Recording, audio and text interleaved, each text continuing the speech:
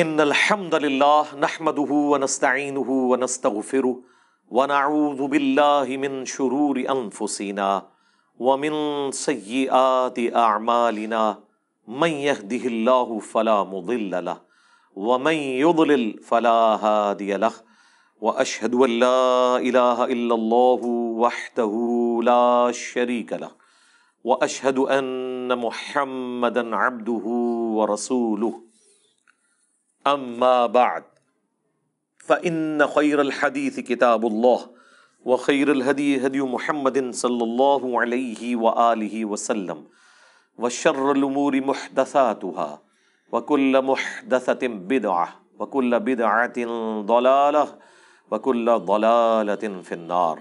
أعوذ بالله السميع العليم من الشيطان الرجيم من همزه ونفخه ونفثه. بسم الله الرحمن الرحيم.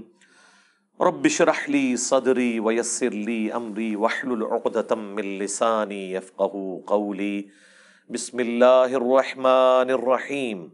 ان الله وملائكته يصلون على النبي يا ايها الذين آمنوا صلوا عليه وسلموا تسليما. اللهم صل على محمد وعلى آل محمد كما صليت على إبراهيم وعلى آل إبراهيم إنك حميد مجيد.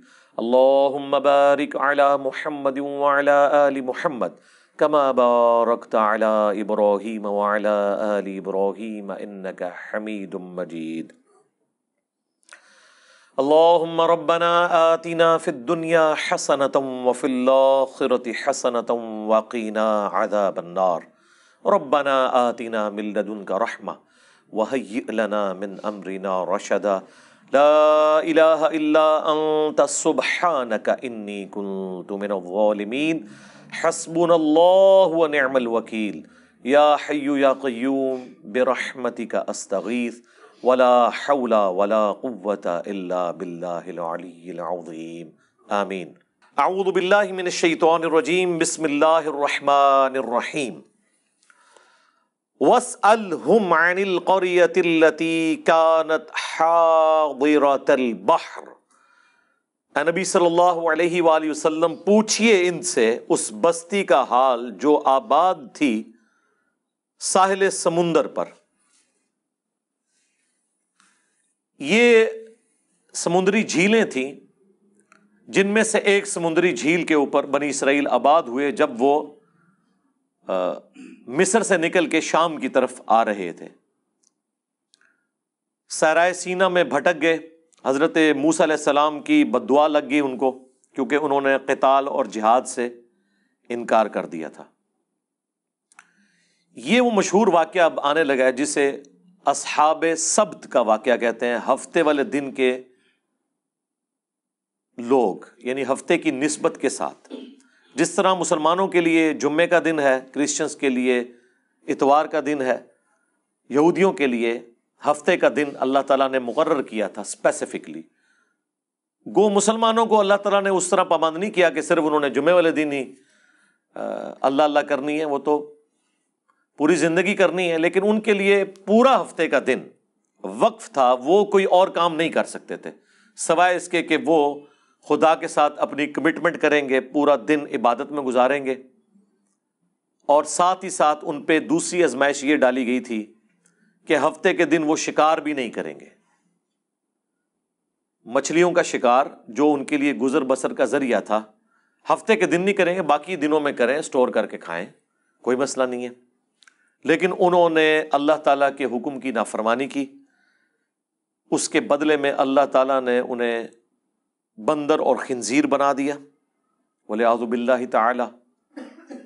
یہ واقعہ مسلمانوں کے لیے اس اعتبار سے بڑا عبرت کا نشان ہے کہ اگلی امتوں کو دنیا میں ہی نافرمانیوں کی سزا مل جایا کرتی تھی. اس امت کے لیے نبی صلی اللہ علیہ وآلہ وسلم کی دعاؤں کی برکت سے دنیا میں کافی حد تک مسئلہ اللہ تعالیٰ نے ٹال دیا. لیکن آخرت میں عذاب ہوگا. یہ نہیں ہے کہ وہ معاف ہو جائے گا جو غلط حرکتیں کی. یہ اصحاب سبت کا واقعہ ہے، یعنی ہفتے والے دن سے متعلقہ لوگ. یہی وہ لوگ تھے جو بندر بنا دیے گئے، خنزیر بنا دیے گئے۔ یہاں پہ یہ واقعہ آ رہا ہے، وہ انشاءاللہ ہم تفصیل سے کور کریں گے۔ اس واقعے میں جو سب سے عبرت والی چیز ہے وہ یہ ہے کہ بنی اسرائیل کے لوگ 3 گروہوں میں بٹ گئے۔ ایک وہ لوگ تھے جنہوں نے کہا کہ ہم اللہ تعالیٰ کے اس حکم کی نافرمانی نہیں کریں گے، پلس جو لوگ نافرمان تھے انہیں وہ اس نافرمانی سے روکتے تھے۔ یہ سب سے اعلیٰ ترین درجہ ہے۔ دوسرے وہ لوگ تھے جو خود تو نافرمانی نہیں کرتے تھے لیکن نافرمانوں کو روکتے نہیں تھے۔ یہ سب سے آسان کام ہوتا ہے اس حوالے سے۔ کسی کی گالیاں نہیں کھانی پڑتی، آپ کو مخالفت نہیں سہنی پڑتی، کیونکہ جب آپ کسی کو روکیں گے تو ظاہر ہے پھر آپ کی بدنامی وہ کرے گا، آپ کو دشمنی مول لینی پڑ جائے گی۔ یہ دوسری کیٹیگری تھی، میٹھی میٹھی بات کرنے والے لوگ، صرف فضائل اعمال سنانے والے لوگ، برائی سے روکنے والے نہیں، صرف امر بالمعروف کرنے والے لوگ، نیکی کا حکم دینے والے لوگ، نہی عن المنکر، برائی سے روکنے والے نہیں۔ اور تیسرے وہ بدبخت تھے کہ جو ڈائریکٹلی اس حکم کی نافرمانی کر رہے تھے اور ہفتے کے دن وہ شکار کرتے تھے۔ اب حیران کن بات ہے، اللہ تعالیٰ نے تینوں گروہوں کا ذکر کیا، اس کے بعد جب اینڈ رزلٹ سنایا نا تو یہ سنایا کہ اللہ نے نجات دے دی ان لوگوں کو کہ جو نہ تو خود یہ کام کرتے تھے بلکہ وہ باقیوں کو بھی اس برائی سے روکتے تھے۔ یعنی جو گونگے شیطان نہیں تھے، خود بھی برائی سے بچتے تھے، لوگوں کو بھی روکتے تھے، انہیں تو ہم نے نجات دے دی، اور جو برائی کرنے والے تھے ان کو ہم نے بندروں کی شکل بنا دیا۔ اور جو تیسری کیٹیگری تھی نا، ان کا اللہ تعالیٰ نے ذکر کرنا بھی گوارا نہیں کیا کہ ان کا انجام کیا ہوا۔ اتنا ذکر ضرور کیا کہ اس طرح کے لوگ تھے۔ یہی وجہ ہے کہ انہی آیات کے کانٹیکسٹ میں المستدرک للحاکم میں تفصیل کے ساتھ ایک حدیث موجود ہے۔ میں نے پہلے بھی کئی دفعہ عرض کیا ہے کہ قرآن کی اگر آپ نے تفسیر احادیث کی روشنی میں دیکھنی ہے نا، تفسیر ابن کثیر تو بہت اچھا کام ہوا ہے، انہوں نے ساری چیزیں ایک جگہ جمع کر دی، آسانی ہے اس میں، اب صحیح اور ضعیف کے حکم بھی لگ چکے ہیں۔ لیکن ڈائریکٹلی اگر آپ نے احادیث کی کتابوں سے قرآن کی تفسیر پڑھنی ہے نا تو صحیح بخاری کا کتاب التفسیر چیپٹر پڑھ لیں، جامعہ ترمذی کا کتاب التفسیر چیپٹر پڑھ لیں، اور المستدرک للحاکم کا کتاب التفسیر چیپٹر، وہ تو بہت ڈیٹیل کے ساتھ ہے۔ یہ 3 حدیث کی کتابیں ایسی ہیں جن میں باقاعدہ پورے چیپٹرز ہیں، اور ان محدثین کو اپنے گیون سرکمسٹانسز میں اصولوں کے مطابق جو جو روایتیں قرآن کی شان نزول میں ملی یا اس سے متعلقہ صحابہ کے فرامین ملے یا کوئی واقعات ملے احادیث سے، وہ انہوں نے جمع کیے۔ اسی لیے شاہ ولی اللہ دہلوی نے الفوز الکبیر فی اصول التفسیر جو کتاب لکھی ہے، جس میں انہوں نے قرآن کی تفسیر کے اصول بتائے ہیں، اس میں انہوں نے کہا کہ سب سے بیسٹ تفسیر قرآن کی وہ تو ہے قرآن کی آیات سے، جس طرح قرآن میں ہے صراط الذین انعمت علیہم، راستہ ان لوگوں کا جن پر تیرا انعام ہوا۔ لوگ یہ آیت پڑھ کے اپنے بزرگ بابوں کا ذکر کرتے ہیں، جبکہ قرآن نے پھر سورۃ النساء میں بتایا کہ یہ لوگ کون ہیں، من النبیین والصدیقین والشہداء والصالحین، نبی ہیں، صدیق ہیں، شہید ہیں اور صالحین۔ اور صالحین جو اللہ کی نظر میں صالحین ہیں وہ ڈیفینیٹلی تو صحابہ اور اہل بیت ہیں رضی اللہ عنہم وعلیہم السلام اجمعین۔ باقی آپ کی اسیسمنٹ ہے، اور اب اس دور میں تو ہر فرقے کے صالحین ڈیفرنٹ ہیں، ایک کے صالحین دوسرے کے مشرکین ہیں، ہاں دوسروں کے صالحین ان کے گستاخان رسول ہیں، اس کو تو آپ چھوڑ دیں۔ بہرحال یہ 3 کتابیں دی بیسٹ قرآن کی تفسیر ہیں، ان کے چیپٹر، صحیح بخاری کا چیپٹر، ترمذی کا اور المستدرک للحاکم کا۔ المستدرک للحاکم میں ان آیات کے کانٹیکسٹ میں وہ حدیث موجود ہے کہ ابن عباس رضی اللہ تعالیٰ عنہ جب کبھی بھی سورۃ الاعراف پڑھتے تھے، ان آیات کے اوپر آ کر رونا شروع کر دیتے تھے، اور ان کے ساتھی ان سے پوچھتے تھے کہ آپ کیوں روتے ہیں؟ وہ کہتے ہیں کہ میں اس لیے روتا ہوں کہ مجھے یہ آیات پڑھ کے یہ معلوم نہیں چلا کہ جن لوگوں نے برائی سے روکا نہیں تھا، اگرچہ وہ خود نیک تھے، ان کا انجام اللہ نے کیا کیا۔ کاش مجھے کوئی ان کے بارے میں بتا دے۔ ظاہر ہے بنو امیہ کا دور ہے، شریعت کی دھجیاں بکھیری جا رہی ہیں۔ ابن عباس نے وہ مشکل وقت دیکھا ہے۔ ابن عباس تو 68 ہجری میں فوت ہوئے ہیں، واقعہ کربلا کے بھی 7 سال کے بعد۔ تو اس دور میں رہتے ہوئے غلط ایکٹیویٹیز کے ساتھ کس حد تک کمپرومائز کیا جائے، کہاں پہ اعلان حق بلند کیا جائے، پھر وہ بندہ قرآن بھی جانتا ہو، پھر وہ شخص ہو جس کے بارے میں صحیح بخاری کی حدیث ہے، اے اللہ ابن عباس کو قرآن کا علم عطا فرما، پھر ان لوگوں کو اپنی آخرت کی بھی فکر ہو کہ ہم نے ان 3 میں سے ایک تو نہیں بننا کہ جو برائی کرنے والے ہیں، باقی 2 میں سے یہ بننا تو مشکل ہے۔ جو حسین ابن علی کی قسمت تھی، انہی کا نصیب تھا، وہ بن گئے کہ برائی کو ہاتھ سے بھی روکا جائے۔ جو درمیان کے لوگ ہیں، جو خود تو کچھ نہیں کرتے، ماشاءاللہ بڑے پاک صاف ہیں، لیکن شیطان کو بھی ننگا ناچنے دیتے ہیں، اس کو برائی سے نہیں روکتے۔ جو صحیح مسلم میں حدیث ہے کہ نبی علیہ السلام نے فرمایا ہو سکے تو برائی کو ہاتھ سے روکو۔ ہاتھ سے نہیں روک سکتے، زبان سے روکو۔ زبان سے بھی نہیں روک سکتے، کم از کم دل میں برا جانو، لیکن ذالک اضعف الایمان، یہ ایمان کا سب سے کمزور ترین درجہ ہے کہ کوئی شخص برائی کو صرف دل میں برا جانا ہے۔ اس کے لیے ڈاکٹر اسرار صاحب ٹرم یوز کرتے تھے، گونگے شیطان نہ بنو۔ تو ابن عباس روتے تھے، کاش مجھے ان کے بارے میں پتہ چل جائے کہ ان کی آخرت کیا ہوئی۔ اللہ نے خاموشی ان کے بارے میں اختیار کی ہے۔ بہرحال جتنا میرا قرآن کا فہم ہے، جو میں اللہ تعالیٰ کے مزاج کو سمجھ سکا ہوں قرآن کی روح سے، مجھے تو یہی لگتا ہے کہ جو گونگے شیطان تھے ان کا انجام بھی انہی کے ساتھ ہوا جو برائی کرنے والے تھے، کیونکہ اللہ تعالیٰ کی رحمت کا تقاضا تھا کہ اللہ نے جنہیں نجات دی ہے انہیں مینشن کرتا۔ جب نجات دہندہ کو مینشن کیا تو اللہ نے صرف انہی کو کہا جو نجات پا گئے تھے، ان کے علاوہ اگر کسی کا ذکر نہیں کیا تو یہ ڈیفینیٹ ہے کہ وہ نجات نہیں پائے تھے، اور ان کا کچھ بھی انجام ہوا ہو ایٹ لیسٹ وہ ان لوگوں میں شامل نہیں تھے جنہیں اللہ نے نجات دی، کیونکہ اللہ کے ہاں تو 0-1 ہے، یا بات مانو یا نہ مانو، یہ ٹوٹل پیکج ہے۔ اب وہ آیات کی طرف آ جائیں۔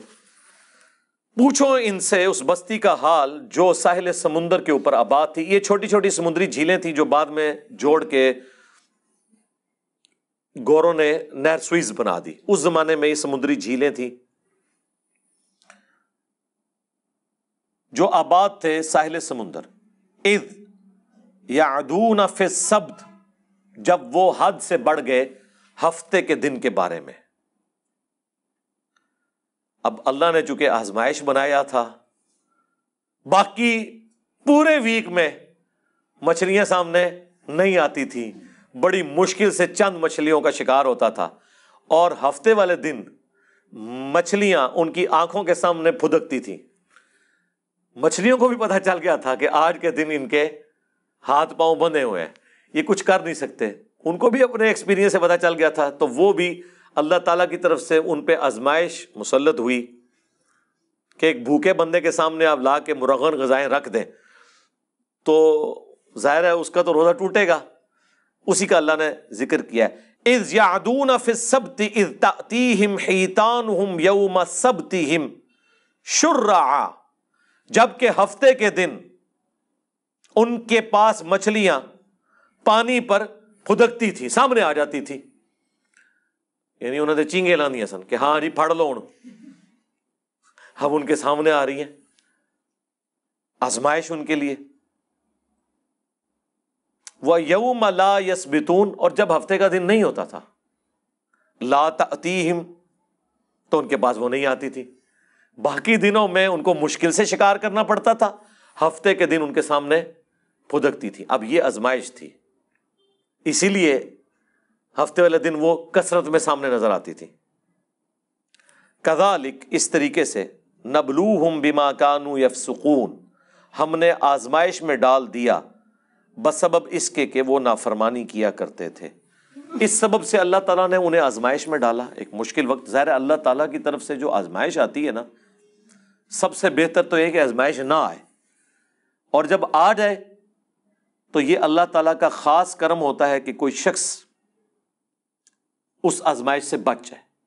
نبی علیہ السلام نے تو اسی لیے دعا کی ہے، جو میں نے اکثر آپ کو بتایا، جامعہ ترمذی میں، مسند احمد میں، اور مشکاۃ المصابیح میں بھی 748 نمبر حدیث ہے، جو نبی علیہ السلام کو خواب میں اللہ کی زیارت ہوئی تھی. اس میں آپ نے جو دعا کی تھی، اور نبی علیہ السلام نے کہا کہ یہ میری دعا لے لو اور باقی لوگ بھی یاد کرو، اس میں یہ بھی الفاظ ہیں، وَإِذَا أَرَدْتَ فِتْنَةَ فِي قَوْمٍ فَتَوَفَّنِي غَيْرَ مَفْتُونٍ، اے اللہ جب تو کسی قوم کو آزمائش میں ڈالے نا تو ہمیں اس آزمائش سے دور ہی رکھنا.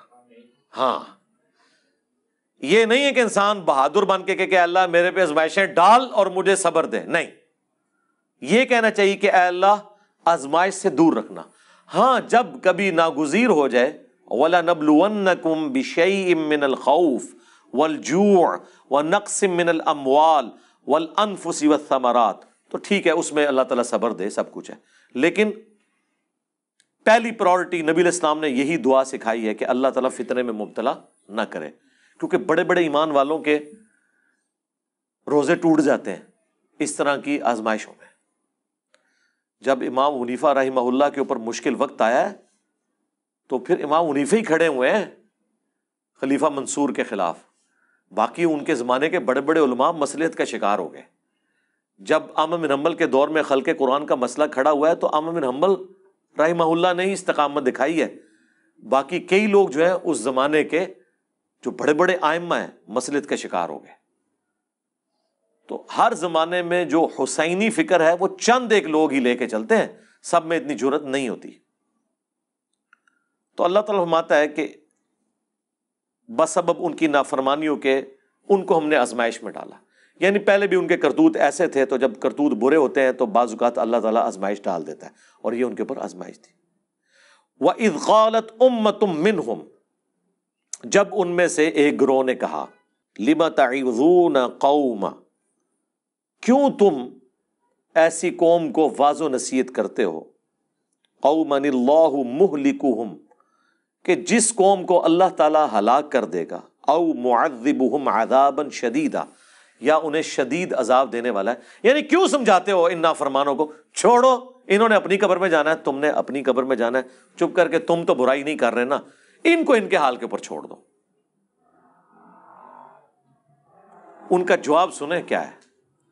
قالو، وہ کہنا شروع ہو گئے اس کے جواب میں، معذرۃً الی ربکم ولعلہم یتقون، ہم تو یہ اس لیے ان کو برائی سے روکنے کہ اپنے رب کے حضور عذر پیش کر سکیں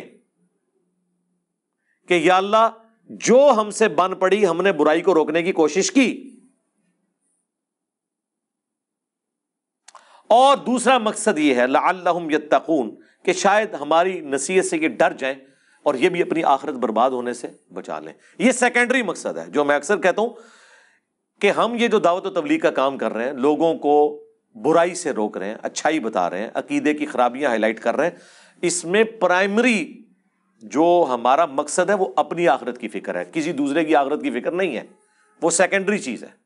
سب سے پہلے تو ہمیں ہماری طرف سے پوری دنیا جہنم میں چلی جائے ہمیں تو فرق نہیں پڑتا، ہمیں تو فرق اس بات سے پڑتا ہے کہ ہم نہ کہیں جہنم میں چلے جائیں. پہلی ایفرٹ تو ہماری اپنی ذات کے لیے ہوگی، او انفسکم واہلیکم نارا، بچاؤ اپنے آپ کو اور اپنے گھر والوں کو جہنم کی آگ سے. باقیوں کی بعد میں فکر کریں گے، افریقہ کے جنگلوں میں لوگ کدھر جا رہے ہیں وہ بعد میں دیکھیں گے، پہلے تو اپنے گھر میں لوگ کدھر جا رہے ہیں وہ دیکھیں گے. پہلے تو ہم خود قرآن و سنت سے اپنی اصلاح کی کوشش کریں گے، تو ان کا اپنے رب کے حضور معذرت کر سکیں، ہم عذر پیش کر سکیں کہ یا اللہ ہم نے وہ چاروں شرائط پوری کی تھی، الا الذین آمنوا وعملوا الصالحات، یہ تو آسان ہے، ایمان لاؤ نیک اعمال کرو، لیکن وتواصوا بالحق، حق بات کی وصیت کرنا مشکل ترین کام، اور اس کے بعد اس کا منطقی انجام وتواصوا بالصبر، پھر تکلیف آئے گی تو صبر اختیار کرنا ہے۔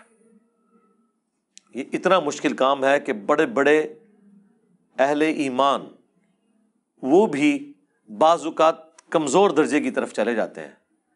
ہر بندے میں یہ حوصلہ نہیں ہوتا کہ حالات و واقعات کا وہ مقابلہ کر سکے۔ ہم ان پہ کوئی فتویٰ نہیں لگاتے جو اس طرح کرتے ہیں، لیکن ہم لوگوں کو یہ بتائیں گے کہ خدا کے لیے فرق سمجھو۔ لوگ کہتے تو ہیں کہ حسین ابن علی کے زمانے میں لوگ روکتے تھے ان کو کہ آپ وہاں نہ جائیں، یہ آپ کو شہید کر دیں گے، ٹھیک ہے؟ تو کیا وہ لوگ غلط تھے اور حسین ابن علی اکیلے ٹھیک تھے؟ میرے بھائی پہلے تو آپ اپنی اصلاح کریں۔ وہ لوگ حضرت حسین ابن علی کو غلط نہیں سمجھتے تھے، عبداللہ بن عمر یا عبداللہ بن عباس یا عبداللہ بن زبیر رضی اللہ عنہم اجمعین، وہ یہ کہتے تھے کہ آپ جن کے خلاف کھڑے ہوئے نا، انہوں نے رسول اللہ کی قرابت داری کا کوئی لحاظ نہیں کرنا، یہ دنیا دار بادشاہ بن چکے ہیں، تو ان کے شر سے اپنے آپ کو بچا لیں۔ وہ یہ نہیں کہتے تھے کہ آپ غلط ٹریک پہ ہیں، وہ دوسرے معنوں میں یہ کہہ رہے تھے کہ یہ بدماش ہیں، آپ کے ساتھ ظلم کریں گے۔ تو جس طرح ہم نے خاموشی اختیار کی ہوئی ہے، کمزور درجے پہ ایمان پہ اپنے آپ کو رکھا ہوا ہے، ہمارے مقابلے پہ نہیں، اس زمانے میں حسین ابن علی کے مقابلے پہ، تو آپ بھی وہ درجہ اختیار کر لیں۔ لیکن حسین ابن علی کا اسٹانس یہ تھا کہ عبداللہ بن عمر، عبداللہ بن عباس یا عبداللہ ابن زبیر، ان کا بنو امیہ کے خلاف کھڑا نہ ہونا کوئی مسئلہ نہیں ہے، کیونکہ ان میں سے کسی کے گھر بھی نبوت نہیں آئی ہے۔ نبوت تو آئی ہے بنو ہاشم کے گھر، اور رسول اللہ کے علم کا وارث تو میں ہوں۔ اگر میں نے باطل کے ساتھ کمپرومائز کیا تو یہ دین کا حصہ بن جائے گا۔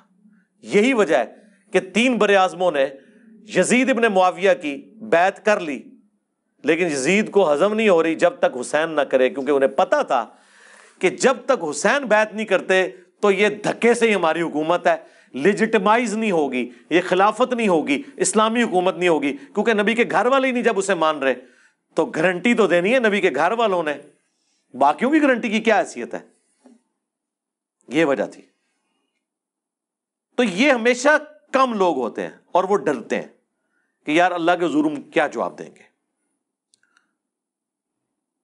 فلما، پس جب نسوا ما ذکروا بہ، انہوں نے فراموش کر دیا جو انہیں ڈر سنایا گیا تھا، جو نصیحت کی گئی تھی، انجینا الذین ینہون عن السوء، تو ہم نے نجات دے دی ان کو جو برائی سے روکنے والے تھے، یعنی جو حسین ابن علی کی نیچر رکھنے والے تھے، ان کو تو مل گئی نجات۔ وَأَخَذْنَا الَّذِينَ ظَلَمُوا، اور پکڑ لیا ان کو ہم نے جو ظلم کرنے والے تھے، بِعَذَابٍ بَئِيسٍ بِمَا كَانُوا يَفْسُقُونَ، جن لوگوں نے اپنی جانوں پر ظلم کیا، برے عذاب سے ان کو پکڑ لیا گیا بوجہ اس کے کہ وہ نافرمانی کیا کرتے تھے۔ فَلَمَّا عَتَوْا عَمَّا نُهُوا، جب انہوں نے سرکشی کی اس سے جس سے ان کو روکا گیا تھا، مَا نُهُوا عَنْهُ، جس سے وہ لوگ روکے گئے تھے، قُلْنَا لَهُمْ كُونُوا قِرَدَةً خَاسِئِينَ، تو ہم نے ان سب کے سب کو کہا کہ بن جاؤ پھٹکارے ہوئے بندر۔ بس اللہ نے تو پھر کن فیکون ہی ہوتا ہے، کہا اور وہ بن گئے۔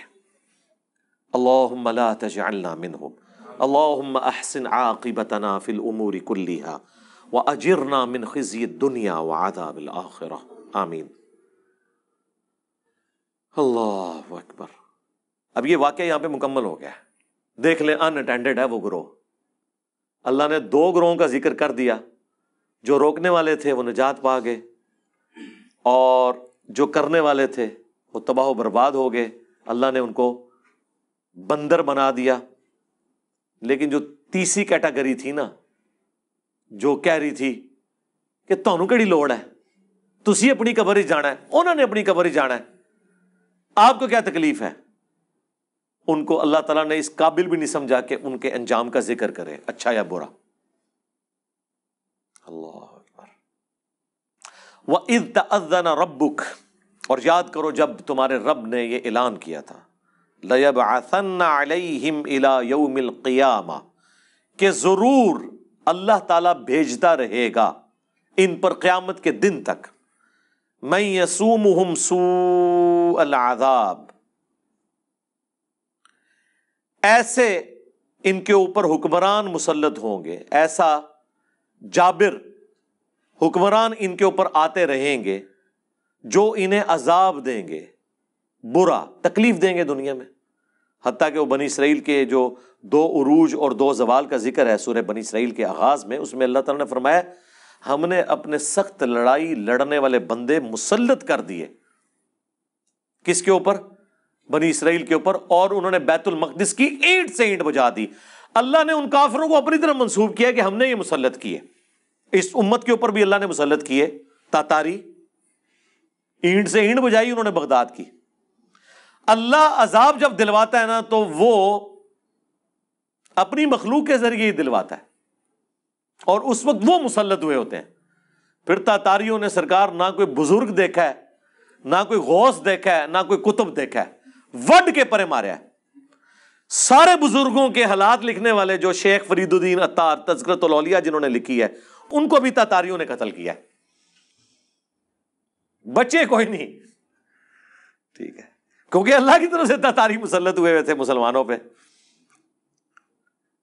تو اللہ نے فرمایا کہ بنی اسرائیل کے ساتھ بھی میں یہ کرتا رہوں گا. اچھا, اس میں یہ نہ سمجھیے گا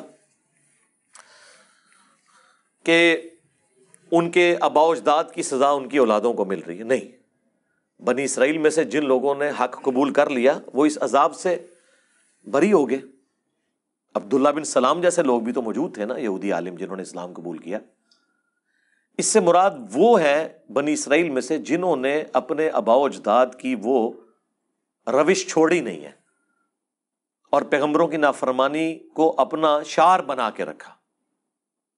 ان پر قیامت کے دن تک عذاب آتا رہے گا.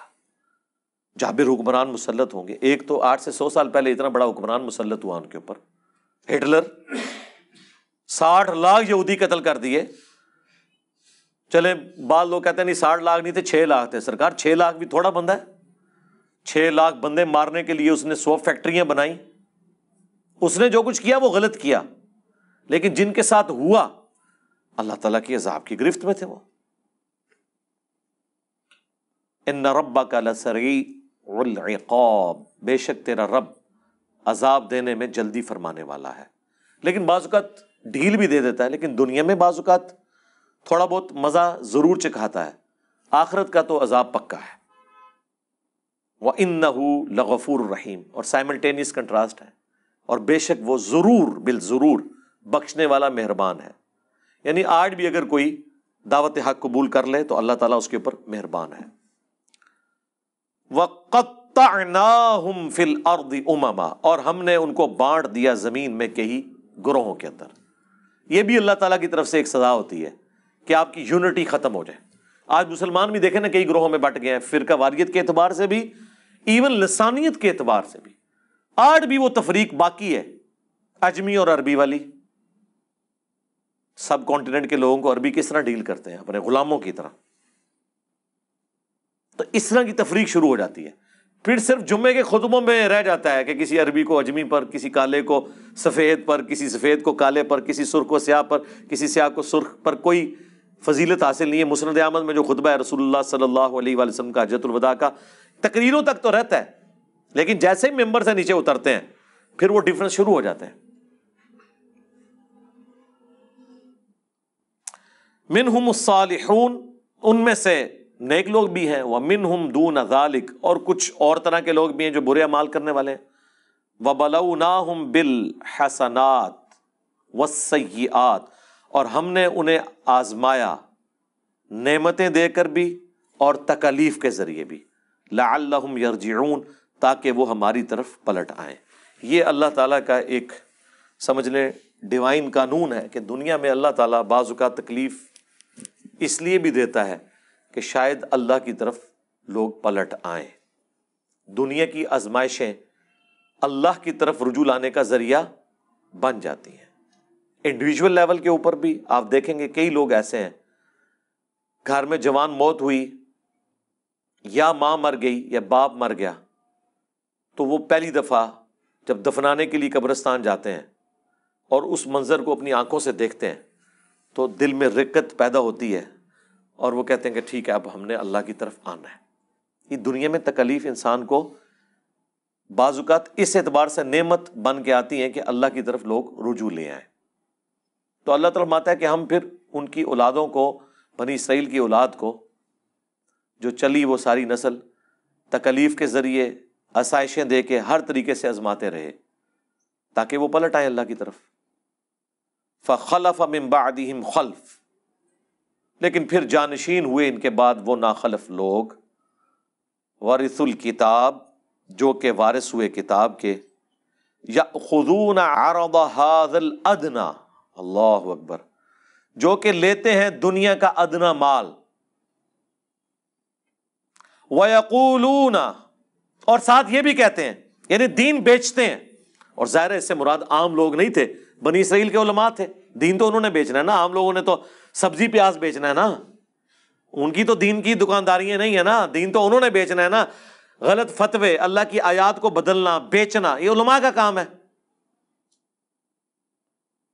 دنیا کے چند ٹکوں کے عوض. اور وہ ساتھ کہتے تھے سَيُغْفَرُ لَنَا، اللہ ان قریب ضرور ہمیں بخش دے گا. ہم بھی کہتے ہیں نا یا اللہ جو کچھ بھی ہیں تیرے محبوب کی امت سے ہیں. دیکھو جی کلمہ پڑھے جی ایک نہ ایک دن جنت چلے ہی جانا. ایسی یہ وہی چیز، وہی مینٹیلٹی بنی اسرائیل کے اندر موجود تھی. کم چک کے رکھو، ایک نہ ایک دن چلے جائیں گے. وَإِن يَأْتِهِمْ عَرَضٌ مِثْلُ، اور اگر آ جائے ان کے پاس اتنا مال اور، يَأْخُذُوا، لے لیں گے. وہی میں نے آپ کو یہاں پہ بھی بتایا، وہ علماء جو آپ کو کہتے ہیں غیر مسلم ملکوں میں جا کے نوکریاں نہ کریں، کافروں کے ملکوں میں آپ کی کمائی حرام ہے، انہی کو آپ ممبر سے اترنے کے بعد ڈالرز دینا چندے کے طور پر. کبھی کسی نے نہیں کہنا کہ یہ تو آپ کی کمائی کیا ہے. آج تک کسی چندہ دینے والے کو کسی عالم نے نہیں پوچھا کہ تو کسی سودی کاروبار میں تو نہیں ملوث. نہیں، بتانے کے لیے بہت اچھی باتیں ہیں، پوچھیں گے نہیں کبھی بھی. آپ بتا کے بھی دیکھ لیں، واپس نہیں کریں گے انشاءاللہ، آپ کو مایوس نہیں لوٹائیں گے انشاءاللہ. یہاں پہ بھی اللہ ہمارا ان کو اور بھی ملے نہ ملے گا، یہ لیں گے. الم یؤخذ علیہم میثاق الکتاب، اللہ اکبر، کیا نہیں لیا گیا تھا ان سے کتاب کے بارے میں پختہ عہد، یعنی تورات کے بارے میں. مال تو ہاتھوں ہاتھ لیتے ہیں اور دین کے نام کے اوپر کمائیاں کر رہے ہیں، اور جو وہ دین تھا اس پہ عمل ہی کوئی نہیں ہے. جیسا میں نے کہا یہاں پہ لوگوں نے بزرگیاں تو اویل کی ہیں قرآن و سنت کے نام پہ، اور قرآن و سنت پہ عمل نہیں ہے، بلکہ یہ کہتے ہیں قرآن و سنت ڈائریکٹ نہ پڑھو گمراہ ہو جاؤ گے. اگلے دن ہمارے لائیو سیشن میں ایک بندے نے سوال کیا کہ میں ادھر کرسچنز کے ملک میں ہوں، وہاں پادری بھی یہ کہتے ہیں کہ ڈائریکٹ انجیل نہیں پڑھنی گمراہ ہو جاؤ گے. تو وہ کہہ رہا تھا کہ یار یہ کیا وجہ ہے کہ سارا مذہبی طبقہ ایک جیسا ہی ہے. میں کہ ہاں، مولوی سارے ایکو جینے پاویں، پادری ہون، پنڈت ہوں، چاہے مولوی ہوں مسلمانوں کے، یہ طبقہ ایک جیسا ہے. اس کی دو ریزن ہے. ایک تو یہ کہ انہیں یہ پتا چلے گا جب یہ کتابیں ڈائریکٹ پڑھیں گے نا تو کتابوں کا دین ان علماء سے مختلف ہوگا، تو ان کو سوال کریں گے حضرت اس میں تو یہ لکھا ہے آپ تو یہ کر رہے ہیں. دوسرا، ان کا جب دماغ کھلے گا اور ان سے سوال پوچھیں گے اکثر چیزوں کے جواب نہیں ان کو آتے ہوں گے. اور تیسرا، جو ان کا اسٹیبلش دین ہے جس کے اوپر وہ کمائیاں کر رہے ہیں، اس کے بالکل اپوزٹ دین قرآن و سنت کے اندر موجود ہے یا ان کتابوں میں. آج بھی ایک ان ایمبیگوس سٹیٹمنٹ ایسی نہیں تورات اور انجیل میں جو شرک کی طرف مائل کرتی ہو. وہ کتابیں تبدیل ہو کر بھی توحید کے اعتبار سے کامل ہیں، کیونکہ اگر توحید بھی اس میں ختم ہو جاتی پھر یہود و نصارہ کے لیے ہدایت کا کوئی ذریعہ نہ ہوتا. آپ کس کتاب سے ان سے بات کرتے؟ قرآن کو تو وہ مانتے ہی نہیں ہیں. لیکن آج کئی لوگ مسلمان صرف اس لیے ہوئے ہیں کہ آج کی بھی تورات اور انجیل میں جو توحید ہے نا، اس توحید کو اگر کوئی صحیح معنوں میں لے کے چل رہا ہے تو مسلمان لے کے چل رہے ہیں. اور پریکٹیکلی وہ توحید اسلام میں نظر آتی ہے، ان میں تو نظر ہی نہیں آتی۔ اچھا سیم وہی جملے بولتے ہیں کہ جی یہ جو آپ سامنے پڑھ رہے ہیں نا، اس کے اندر ایک باطنی معنی بھی ہوتا ہے، جو اہل معرفت جانتے ہیں، جو اسٹیٹ لکھا ہوا نا بالکل واضح، وہ کہتے ہیں اس کو چھوڑ دیں، آپ اس کے پیچھے جائیں۔ چلو پیچھے جانے سے بھی یہی چیز نکلنی چاہیے نا، دنیا میں تو یہی ہوتا ہے نا کہ آپ پانی کا کنواں کھود رہے ہیں، 100 فٹ کے اوپر جا کے پانی نکلا ہے، تو نیچے جا کے یہ تو نہیں ہوگا کہ تیزاب نکل آئے گا۔ آپ پانی کے لیے کنواں کھود رہے ہیں نا، تو نیچے اس سے صاف پانی نکلے گا۔ یہاں کیا کہتے ہیں اور اندر بڑھو، اور اندر بڑھ کے کوئی اور شاہی باہر کاٹ لیتے ہیں۔ وہ اندر نہیں ہوتا، وہ باہر جا رہے ہوتے ہیں اس سے۔ تو اللہ تعالیٰ فرما رہا ہے کہ ان لوگوں سے کتاب کا بھی تو عہد لیا گیا تھا کہ کتاب پہ عمل کرنا ہے۔ اللہ یقول علی اللہ الا الحق، کہ نام منسوب کرنا اللہ کی طرف سوائے اس کے کہ جو حق پر مبنی ہے۔ وَدَرَسُوا مَا فِيهِ، اور پڑھ لیا انہوں نے جو کتاب میں تھا، اس کے باوجود انہوں نے اللہ کی طرف غلط عقیدے منسوب کیے۔ یہاں پہ لوگ اللہ تعالیٰ کے حوالے سے کئی ایک عقیدے ایسے کلیم کر دیتے ہیں کہ ہم انہیں کہتے ہیں یہ کہاں لکھے ہوئے ہیں؟ وہ کہتے ہیں جی اللہ چاہے تو ایسے ہو سکتا ہے، اللہ چاہے تو قاسم نانوتوی صاحب مرنے کے 6 سال کے بعد قبر سے نکل کے دیوبند میں 2 مولویوں کی صلح کرا کے واپس جا سکتے ہیں، خواب میں نہیں، بیداری میں۔ ہم کہتے ہیں یہ اللہ کے اوپر جو آپ نے جھوٹ باندھا ہے، یہ قرآن میں کہاں لکھا ہوا ہے؟ قرآن میں تو سورہ یاسین میں، سورہ واقعہ میں اللہ نے فرمایا جو دنیا سے چلا گیا وہ کبھی دنیا میں واپس نہیں آ سکتا۔ حضرت عیسیٰ بھی جو مردے زندہ کرتے تھے وہ دنیا میں واپس نہیں آتے تھے، وہ مردے کے پاس کھڑے ہوتے تھے، قم باذن اللہ کہتے تھے، وہ کھڑا ہوتا تھا تھوڑی دیر کے لیے، وہ کہتا تھا عیسیٰ اللہ کے پیغمبر ہیں، ان کی اطاعت کرو، پھر ساتھ ہی واپس چلا جاتا تھا۔ دنیا میں کوئی واپس نہیں آ سکتا، یہ اللہ کا ڈیفینیٹ قانون ہے، چاہے کوئی بزرگ نہیں، اللہ چاہے، سرکار اللہ کا چاہنا آپ چاہیں گے، یہ وہی چیز ہے۔ لا یقول علی اللہ الا الحق، مت اللہ کے اوپر کوئی بات ایسی منسوب کرو سوائے اس کے کہ جو حق پہ مبنی ہے۔ پڑھ لیے جو کچھ کتاب میں تھا، والدار الآخرۃ خیر للذین یتقون، اور جو آخرت کا گھر ہے وہ تو بہتر ہے ان لوگوں کے لیے جو پرہیزگاری کی روش اختیار کریں۔ افلا تعقلون، کیا تم اتنا بھی نہیں سمجھتے، اتنی عقل بھی نہیں رکھتے؟ یہ کانٹے کی بات ہے، کتاب کو فالو کرنا ہے اور آخرت کے لیے تگ و دو کرنی ہے۔ یعنی پورا دین یہی ہے نا کہ آپ نے اللہ کی وحی کو فالو کر کے آخرت اپنی بنانی ہے۔ پورا دین یہ نٹ شیل کے اندر ہی ہے، دین بیچ کے دنیا نہیں کمانی۔ والذین یمسکون بالکتاب، اور جنہوں نے مضبوطی سے پکڑا ہے کتاب کو، وَأَقَامُوا الصَّلَاةَ، اور قائم کرتے ہیں نماز، اِنَّا لَا نُضِيعُ أَجْرَ الْمُصْلِحِينَ، ہم کبھی ایسے لوگوں کا اجر ضائع نہیں کریں گے جو اصلاح کرنے والے ہیں، اپنی اصلاح بھی اور دوسروں کی اصلاح بھی، جو نیکوکاری کی روش اختیار کرنے والے ہیں، اللہ تعالیٰ ان کا اجر کبھی ضائع نہیں کرے گا۔ دنیا میں نے اکثر کہا ہے کہ یہ ہو سکتا ہے کہ کسی کی محنت ضائع ہو جائے، لیکن آخرت کے لیے جو آپ نے دنیا میں محنت کی ہے نا، اس کا اجر آپ کو ملنا ہے، کیونکہ دنیا کو اللہ نے آزمائش کے ساتھ جوڑا ہوا ہے۔ محنت کر کے بھی بعض اوقات آپ کا نقصان ہو جائے گا۔ آخرت کے لیے محنت کر کے نقصان نہیں ہوگا اگر آپ نے صحیح طریقے سے محنت کی ہے، جو کرنے کا حق ہے، صحیح ڈائریکشن میں کی ہے۔ اسی لیے اللہ تعالیٰ کہتا ہے کہ میں اپنے وعدے کے خلاف نہیں کرتا۔ کوئی ذرہ برابر نیکی کرے گا تو وہ بھی دیکھ لے گا، ذرہ برابر گناہ کرے گا تو وہ بھی دیکھ لے گا۔ فَمَن يَعْمَلْ مِثْقَالَ ذَرَّةٍ خَيْرًا يَرَهُ وَمَن يَعْمَلْ مِثْقَالَ ذَرَّةٍ شَرًّا يَرَهُ۔ اب ایک اور بنی اسرائیل کے ساتھ بہت بڑا اللہ نے جو معجزہ کیا، تھریٹ کی انہیں، اللہ اکبر۔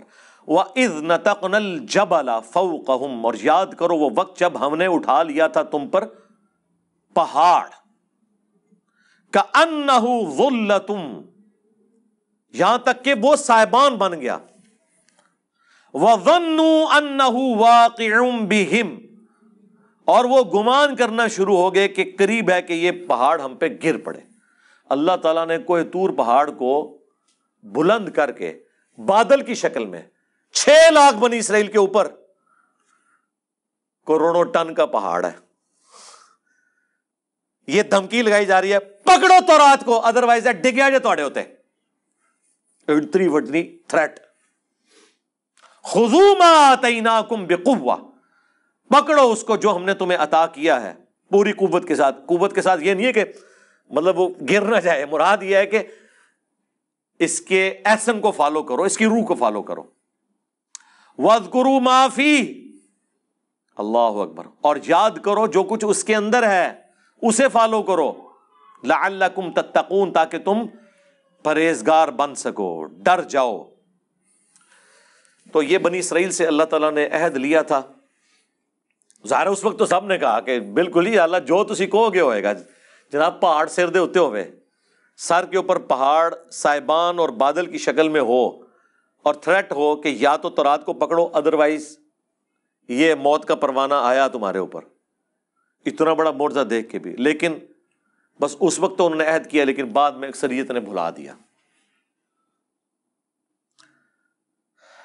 اب اللہ تعالیٰ اس عہد الست کا ذکر فرمانے جا رہا ہے جو انسانوں سے اللہ تعالیٰ نے اس وقت لیا تھا جب پیدا فرما کے روحوں کو ڈورمنٹ پوزیشن میں کر دیا تھا، جو ہماری پہلی موت تھی۔ پھر دنیا میں جب ہم پیدا ہوئے یہ ہماری پہلی زندگی، اور دنیا میں جو ہمیں موت آئے گی یہ دوسری موت ہے، اور آخرت میں جو زندگی ملے گی وہ دوسری زندگی ہوگی، جو سورۃ البقرہ میں سورہ المؤمن جسے سورہ غافر بھی کہتے ہیں 2 زندگی اور 2 موتوں کا ذکر ہے، وہ یہ ہے۔ تو اللہ تعالیٰ نے انسانوں کی روحوں سے عہد لیا تھا، وَإِذْ أَخَذَ رَبُّكَ، اور اے محبوب یاد کرو وہ وقت، یہ پوری انسانیت کو کہا جا رہا ہے آپ علیہ السلام کے ذریعے سے، مِن بنی آدم مِن ظُہُورِهِمْ، جب نکالا آپ کے رب نے بنی آدم کو ان کی پشتوں سے، اللہ تعالیٰ نے جو انسانیت کی نسل کے چلنے کا ذریعہ بنایا، ذریتہم، ان کی اولاد کو، واشہدہم علی انفسہم، اور گواہ بنا دیا خود ان کو اپنے نفسوں کے اوپر۔ ہماری انسٹنکٹ کے اندر توحید موجود ہے، جب تک کوئی کسی کا عقیدہ خراب نہ کرے ایک خدا کا کانسیپٹ سب کے اندر موجود ہے۔ کبھی بھی کوئی انسان دوسرے انسان کو جو کھانے کا محتاج ہو، نیند کا محتاج ہو، پیشاب کا محتاج ہو، اس کو خدا کے مقابلے پہ مشکل کشا کبھی نہیں مانے گا کوئی انسان، کبھی بھی، جب تک کہ اسے کوئی الٹی پٹی نہ پڑھا دے۔ اپنی انسٹنکٹ میں ہر انسان توحید کے اوپر ہوتا ہے، جو بخاری میں حدیث ہے کہ انسان فطرت پہ پیدا ہوتا ہے، اس کے ماں باپ اسے یہودی، نصرانی یا مجوسی بنا دیتے ہیں، انسان پیدا فطرت کے اوپر ہوتا ہے۔ اور اس کو آپ ایکسٹراپولیٹ کر لیں آج کل کے دور میں کہ انسان پیدا تو مسلمان ہوتا ہے، اس کے ماں باپ، اس سے بھی بڑھ کے اس کے محلے کی مسجد اسے بریلوی، دیوبندی، اہل حدیث اور شیعہ بنا دیتی ہے۔ اور دیکھیں کیسی جذباتی ایفیلیشن ہوتی ہے اپنے فرقے کے ساتھ، حالانکہ اس فرقے کی بنیاد صرف یہ ہوتی ہے کہ ابا جی اس فرقے سے ہوتے ہیں، یا ان کے محلے میں جس مسجد سے انہوں نے قرآن پڑھا ہوتا ہے وہ اس فرقے کی ہوتی ہے، تحقیق کسی نے نہیں کی ہوئی ہوتی، اور کانفیڈنس آسمانوں بھی ہوتا ہے اپنے فرقے کی جیت کے لیے۔ جس طرح کرکٹ کی اور ہاکی کی ٹیمیں ایک ملکوں کی دوسرے ملکوں کے ساتھ اپنے ملک کی محبت میں کر رہے ہوتے ہیں، وہی والا حساب ہوتا ہے، علمی کوئی دلیل نہیں ہوتی، جذباتی ہوتی ہے۔ تو اللہ تعالیٰ فرما رہا ہے کہ بنی آدم یعنی آدم علیہ السلام کو اللہ تعالیٰ نے جب ان کا سلسلہ شروع کیا ان کی اولاد کا، تو ان کی جانوں کے اوپر وہ خود گواہ ہوئے اس بات کے کہ اللہ تعالیٰ نے ان سے یہ عہد لیا تھا۔ عہد الست کہا جاتا ہے اردو میں، یہ بڑا ایک مشہور یعنی ایک ٹرمنالوجی کے طور پر آتی ہے بات، وہ یہی سورۃ الاعراف کی آیت نمبر 172 ہے، الست بربکم، کیا میں تمہارا رب نہیں ہوں؟ قالوا بلا، سب نے کہا تھا یا اللہ ایسا ہی ہے، کیوں نہیں؟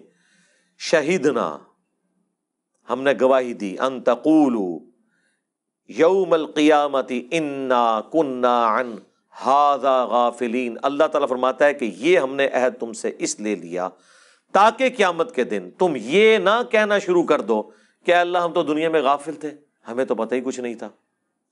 یعنی اگر کسی کے پاس کسی نبی کی دعوت نہیں بھی پہنچی ہوئی، جو اللہ نے اسے اخلاقی حص دی ہے اس کی وجہ سے ہی وہ اکاؤنٹیبل ہے۔ یہ تو اللہ کی رحمت ہے نا کہ اللہ کہتا ہے وَمَا كُنَّا مُعَذِّبِينَ حَتَّى نَبْعَثَ رَسُولًا، ہم کسی قوم کو عذاب نہیں دیتے جب تک کہ اس میں رسول مبعوث نہ کر لیں۔ اللہ اس کا پابند نہیں ہے، اللہ تعالیٰ رسول بھیجے بغیر بھی انسان کا حساب و کتاب کر سکتا ہے اس اخلاقی حص کی وجہ سے جو اللہ نے انسان میں رکھ دی ہے۔ دنیا کا کوئی انسان جسے کسی نبی کا تعارف نہ بھی ہو، وہ اپنی انسٹنکٹ میں جھوٹ بولنے کو برا، سچ بولنے کو اچھا سمجھتا ہے، کسی کو دھوکہ دینے کو برا، کسی کے ساتھ نیکی کرنے کو اچھا سمجھتا ہے۔ یہ ہماری جبلت کے اندر ہے، اور یہ وہی عہد الست کی برکت ہے جو اللہ نے ہماری روحوں میں اپنا تعارف رکھ دیا ہوا ہے۔ ہمیں یہ یاد نہیں ہے، لیکن جب انسان کے سامنے حق بات آتی ہے اور اس کا دل گواہی دیتا ہے تو وہ سارا بھولا ہوا سبق انسان کو یاد آ جاتا ہے جو ہماری انسٹنکٹ میں اللہ نے رکھ دیا۔ وہ عہد الست یہی ہے۔ تو اللہ تعالیٰ ہمارا یہ اس لیے ہم نے رکھا کہ کوئی قیامت کے دن یہ بہانہ نہ کرے کہ ہمیں تو پتہ ہی نہیں چلا۔ او تقولو، اب یہ ہمارا ذکر ہونے لگا ہے اس اعتبار سے کہ لوگ یہی کہہ رہے ہیں، یا تم یہ نہ کہو انما اشرک آباؤنا من قبل، کہ شرک تو ہمارے آباء و اجداد کیا کرتے تھے، وَكُنَّا ذُرِّيَّةً مِّن بَعْدِهِمْ، تو ہم بھی تو انہی کی اولاد تھے، ہم نے اسی طریقے پہ چلنا تھا، ہمارا کیا قصور کہ ہم کافروں کے گھر پیدا ہوئے۔ ایک سا لوگ پوچھ رہے ہوتے ہیں نا جی ان کا کیا قصور ہے جو ہندوؤں کے گھر پیدا ہوئے؟ ہم کہتے ہیں ان کا کیا قصور ہے جو مسلمانوں کے گھر پیدا ہوئے اور پوری زندگی قرآن ترجمے سے پڑھ کے اپنی توحید ٹھیک نہیں کر سکے۔ آپ کو ہندوؤں پہ ترس آ رہا ہے، مجھے تو مسلمانوں پہ ترس آ رہا ہے جو دریا کے کنارے پیاسے مر گئے ہیں۔ چلے کوئی ریگستان میں پیاسا مر جائے اس پہ ترس نہیں آتا اتنا جتنا اس شخص پہ جو دریا کے کنارے پیاسا مر جائے اور وہ پانی نہ پی سکے۔ اپنی فکر کرو کہ ہمارے آباء و اجداد ہی شرک کیا کرتے تھے، ہم بھی تو ان کی اولاد ہیں۔ افتہلکنا بما فعل المبطلون، تو کیا تو ہمیں ہلاک کرتا ہے اس شرک کے سبب جو کیا تھا ان باطل پرستوں نے؟ یعنی کہیں ایسا نہ ہو قیامت کے دن تم یہ کہو کہ ہم بریلوی اس لیے تھے کہ ہمارے ماں باپ بریلوی تھے، ہم دیوبندی اس لیے تھے کہ ماں باپ دیوبندی تھے، ہم اہل حدیث شیعہ یہودی نصرانی ہندو سارے، میں ساروں کو شامل کر رہا ہوں، اس وقت تو پوری انسانیت کی بات ہو رہی ہے نا، کیونکہ عہد الست کی بات صرف اس لیے تھے کہ ہمارے آباء و اجداد یہ کرتے تھے۔ اللہ تعالیٰ اس روش کو پسند نہیں فرماتا، اس لیے اللہ نے کہا ہم نے تم میں عقل رکھی ہے کہ تم جو عہد الست جو تمہارے ساتھ ہوا تھا اس کے اوپر تفکر کر کے حق بات تک پہنچنے کی کوشش کرو۔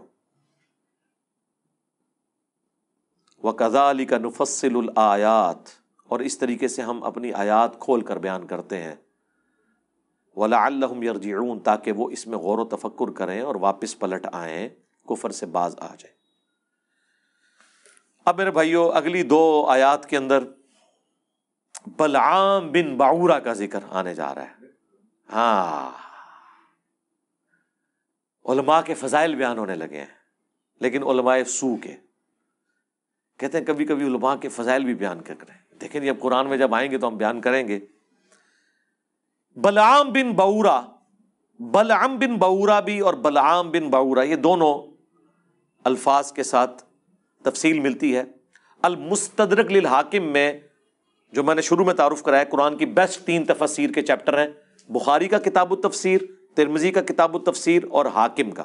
المستدرک للحاکم میں موجود ہے کہ یہ آیات ایک یہودی عالم کے بارے میں نازل ہوئی، بلعام بن بعورہ کے بارے میں۔ بڑا نیکوکار تھا اور صاحب کرامت تھا، آج کے دور میں سمجھ لیں علماء حقہ میں شامل تھا۔ علماء حقہ، اہل سنت والجماعت۔ علماء حقہ تے لفظ ہی غلط ہے، حقہ نہیں ہوتا، حق ہوتا ہے، پیش بھی پڑھ سکتے ہیں حقہ۔ تو یہ علماء حق میں شامل تھا اس زمانے کے، لیکن دنیا کا کتا بن گیا۔ اللہ نے پھر اس عالم کی مثال کتے کی مثال سے بیان کی ہے کہ جیسے کتے کے اوپر کوئی بوجھ ڈالیں تب بھی وہ ہانپتا ہے، نہ ڈالیں تب بھی وہ ہانپتا ہے، اس کی عادت ہے، ہر وقت اس کی رال ٹپکتی رہتی ہے، وہ زبان باہر نکال کے رکھتا ہے، وہ دنیا کا کتا بن گیا عالم۔ ہم نے اسے علم کے ذریعے بلند کیا لیکن اس نے اپنے آپ کو پستی میں گرا لیا، موسیٰ علیہ السلام کا دشمن بن گیا۔ اللہ نے اس کی مثال کتے کی بیان کی، اور نبی علیہ السلام کی حدیث ہے ابو داؤد میں، ترمذی میں، کہ میری امت میں ایسے گروہ پیدا ہوں گے جن میں بدعات ایسے سرایت کر جائیں گی جیسے ہلکا کتا کسی کو کاٹ جائے اس کے ایک ایک ریشے میں اس کا حلق پہنچ جاتا ہے۔ تو نبی صلی اللہ علیہ وآلہ وسلم نے اس امت میں ایسے فرقوں کا ذکر کیا جن کی ایک ایک رگ و ریشے میں بدعت گھس جائے گی، جیسے کتے کے کاٹنے سے حلق کود جاتا ہے۔ کتے کے کاٹنے کا کوئی علاج نہیں ہے، وہ ویکسین بھی اس وقت تک ہے جب تک کہ وہ وائرس ریڑھ کی ہڈی تک نہ پہنچے، ادروائز لا علاج ہے آج کے دن تک۔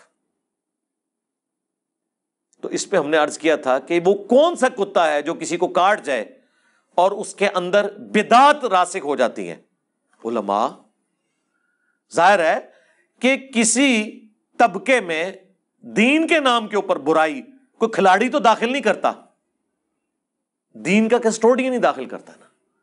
تو حدیث میں بھی کتے کی مثال اور ان آیات کے اندر بھی کتے کی مثال اللہ تعالیٰ نے بیان کی ہے بلعام بن بعورہ کے بارے میں۔ وَاتْلُ عَلَيْهِمْ نَبَأَ الَّذِي آتَيْنَاهُ آيَاتِنَا، ان کو پڑھ کر سنائیے اس شخص کا حال جسے ہم نے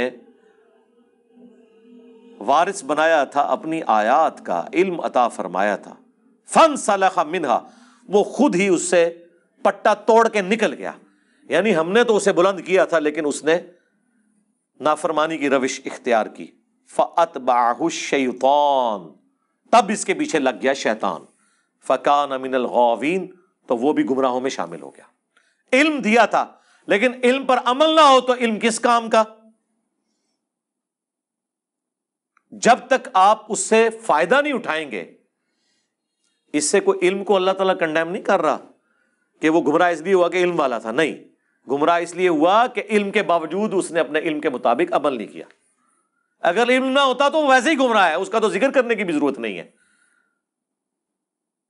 وَلَوْ شِئْنَا لَرَفَعْنَاهُ بِهَا، اور اگر ہم چاہتے تو بلند کر دیتے اس کا رتبہ۔ وَلَكِنَّهُ أَخْلَدَ إِلَى الْأَرْضِ، لیکن خود ہی اس نے اپنے آپ کو پستی میں گرا لیا۔ وَاتْبَعَ هَوَاهُ، اور اپنے خواہشات نفسانی کے پیچھے وہ لگ گیا۔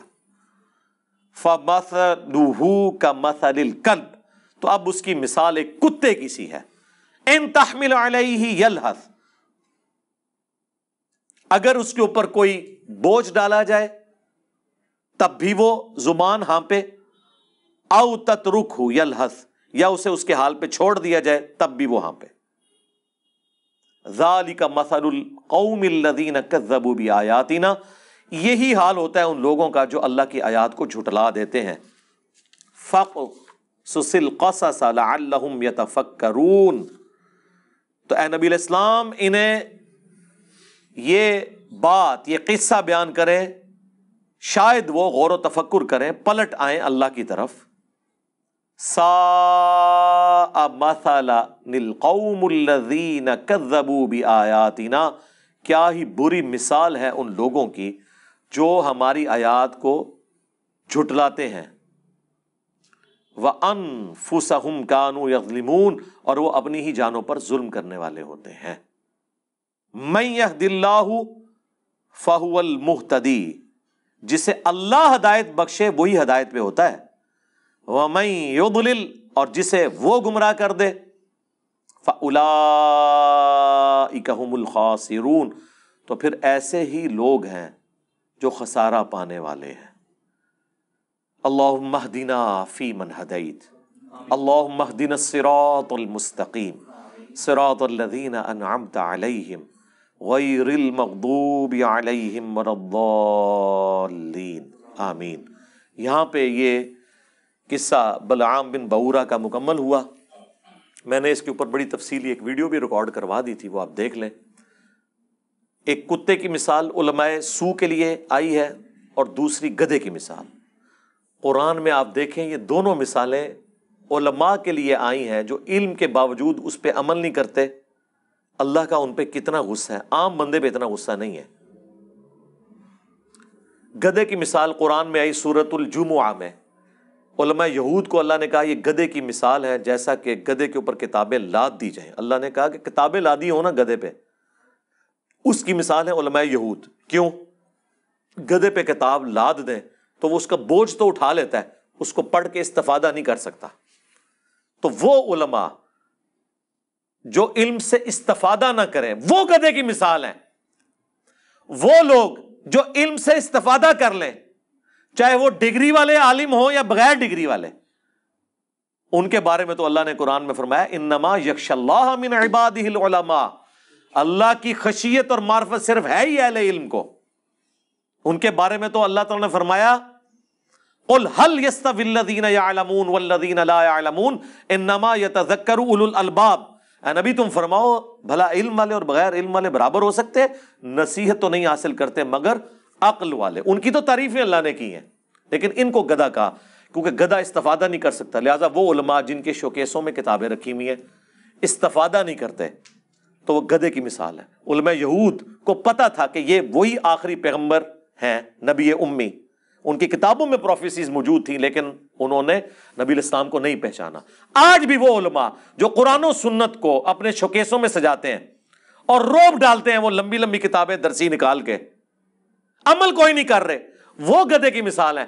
اور جو اللہ کے نبی کی بات پہنچاتا ہے بھولی بالی امت تک، اسے کہتے ہیں وہ جی گدھے پہ بھی کتابیں لاد دی جائیں تو وہ کوئی عالم نہیں بن جاتا، انجینئر صاحب کتابیں رکھ کے تو کوئی عالم نہیں بنتا۔ سرکار یہ تو آپ کی مثال ہے، انجینئر صاحب تو کھول کھول کے اس میں سے بتا رہے ہیں۔ جو استفادہ نہ کرے وہ گدھا ہوتا ہے، جو استفادہ کر لے اس کی تو تعریف ہے۔ اور حدیث میں صحیح بخاری مسلم میں آیا کہ نبی علیہ السلام نے فرمایا میں نے اپنی امت کے ان علماء واعظین کو کولو کے گدھے کی طرح اپنی انتڑیوں کے گرد چکر کاٹتے ہوئے جہنم کی آگ میں دیکھا ہے۔ جیسے کولو کا بیل ہوتا ہے نا، گدھا بھی یوز ہوتا تھا، وہ گندم کے سٹے میں سے دانے کو الگ کرنے کے لیے وہ چلایا جاتا تھا اپنی انتڑیوں کے گرد۔ اندازہ کریں، کیونکہ وہ کچھ کہا کرتے تھے جس پہ وہ خود عمل نہیں کرتے تھے۔ اور پریکٹیکلی علماء سو کا یہی حال ہے کہ وہ یہی کچھ کرتے ہیں۔ سارے کا سارا فتنہ علماء سو کا ہے۔ علماء سو کا فتنہ اتنا بڑا ہے کہ وقت کا پیغمبر بھی ہونا یہ اسے بھی کامیاب نہیں ہونے دیتے، آخری درجے تک کوشش کرتے ہیں۔ عیسیٰ ابن مریم کے مقابلے کے اوپر کون کھڑا ہوا تھا؟ یہودی علماء۔ کوئی ان کے زمانے کا کوئی پلیئر تو کھڑا نہیں ہو گیا تھا، کوئی کشتی کرنے والا پہلوان تو نہیں آ گیا تھا، علماء آگے تھے کہ اسے یروشلم میں ہم نے نہیں بات کرنے تھے، کیونکہ وہ یروشلم میں کھڑے ہو کے ان کی حرام خوریوں کو ہائی لائٹ کرتے تھے اور کہتے تھے کہ تم نے کتابوں کا راستہ چھوڑ دیا۔ وہی ہمارے والی بات جو ہم کہتے ہیں کتابوں کا دین اور بابوں کا اور۔ اب 25 سال کا ایک نوجوان جس کی داڑھی بھی مشکل سے نکلی ہوئی ہے، جب 80-90 سال کے بابوں کو آگے کہے گا کہ حرام خورو چھوڑو، تو وہ کہیں گے یار تجھے تمیز نہیں علماء سے بات کرنے کی۔ انہوں نے فتوے جاری کیے عیسیٰ ابن مریم کے، وہ تو اللہ نے انہیں زندہ اٹھا لیا آسمانوں پہ بچا کے، ادروائز مولویوں نے اپنا کام ڈال دیا تھا۔ تو جب انبیاء ان مولویوں کے شر سے محفوظ نہیں رہتے جب تک کہ اللہ تعالیٰ انہیں بچا نہ لے، سرکار تسی میں تے شاہی کوئی نہیں سوائے اس کے کہ آپ ان کی ڈاکٹرن ان کے اوپر الٹ دیں، جو اللہ کے فضل سے اس پلیٹ فارم سے ہو گیا ہے۔ بس اب آپ ان کی چیخیں سنیں، اللہ کے نبی کا جھنڈا انشاءاللہ بلند ہوگا انشاءاللہ تعالی۔ اللہ تعالیٰ سے دعا ہے کہ جو حق بات میں نے کہی اللہ تعالیٰ ہمارے دلوں میں راسخ فرمائے، اگر جذبات میں میرے منہ سے کوئی غلط بات نکل گئی اللہ تعالیٰ ہمارے دلوں سے محو کر دے، ہمیں معاف کر دے، دھو ڈالے ہماری خطاؤں کو، ہمیں کتاب و سنت کی تعلیمات پر عمل کر کے دوسرے بھائیوں تک پہنچانے کی توفیق عطا فرمائے۔ سبحانک اللہم و بحمدک اشہد ان لا الہ الا انت استغفرک و اتوب الیک وما علینا الا البلاغ المبین۔ جزاکم اللہ خیرا۔